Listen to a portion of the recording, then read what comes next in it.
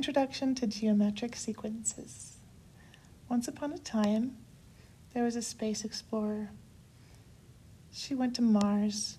She was so excited when she got there that she jumped out of her spaceship and immediately got to work.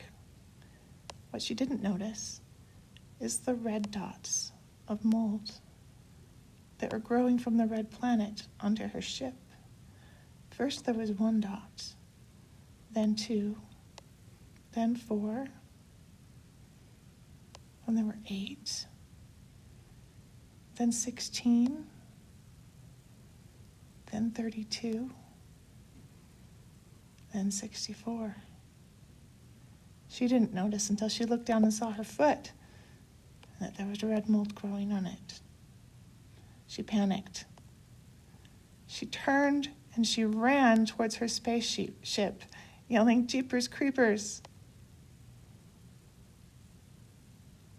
She climbed in her spaceship, started her engines, and headed for the sky. So, what is the pattern? Well, you may have figured it out while you were listening. You'll have to come up with the ending. Did she make it to Earth? Did she bring home the alien mold? Did she end up staying on Mars?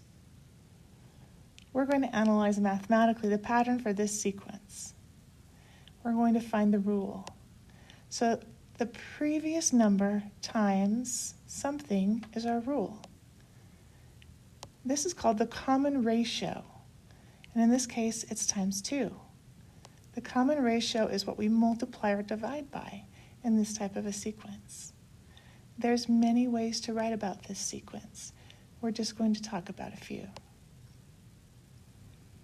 So previous number times 2 is one of the ways we can talk about this sequence. But they don't like words like previous number, and so they've come up with mathematical expressions for them. So this is one of the mathematical expressions. F of x minus 1 is just a word. When you see it, it looks completely complicated, but you just need to remember this is a word that means previous number. A with a little footnote n minus 1 also means previous number. This notation is the one we're going to study. It's called function notation. There's another way to write about this. We can say it's the first number times 2 indefinitely, right? So we can write this as 1 times 2, and since we don't know how many times it is, we could put an x there. But actually, the first time, we're not timesing by x. So what we need to do is write ourselves a little note.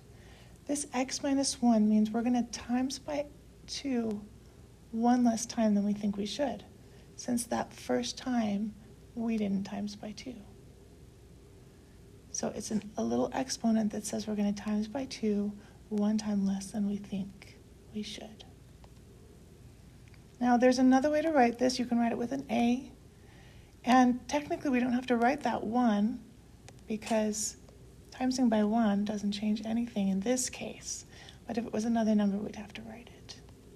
So now, to make it a complete equation, we need one more thing. We need, in front of it, we would need a y equals. But in this case, since we're using function notation, we use another word called f of x. This word means the number you're looking for, or y. So we could say f of x equals the previous number times 2. We could also put it in a notation, which we're not going to take a lot of time with, but we could say it's a with a little subscript. Let me go back here. A with a little subscript equals 2 times a with a little subscript saying n minus 1. That just means it's 2 times the previous term. Now let's write it another way. So if we had on this side 2 with an exponent of x minus 1, now we just need the rest of the equation to make it complete. And that is f of x, which means the number you're looking for, is 2 times x minus 1 as an exponent, which means 2 one less time you would think You could use the A notation as well, but we're not going to focus on that one. All right, so there's names for these. This first type of sequence is called recursive, and I'm going to write it in cursive. So recursive means you take the previous number to find the next number. And then the other way that you could find it, this way, is called explicit. If you think of square words, they are explicit because they tell you more than you want to know. So an explicit sequence could say, all right, if I want to know what happens after 100 times, I put in 100 here with my exponent. So I would say 2, 100 minus 1. And that is an explicit sequence because it tells me exactly where I would be. With this recursive sequence, I can really only figure out what the next term is. So the explicit sequence tells me more.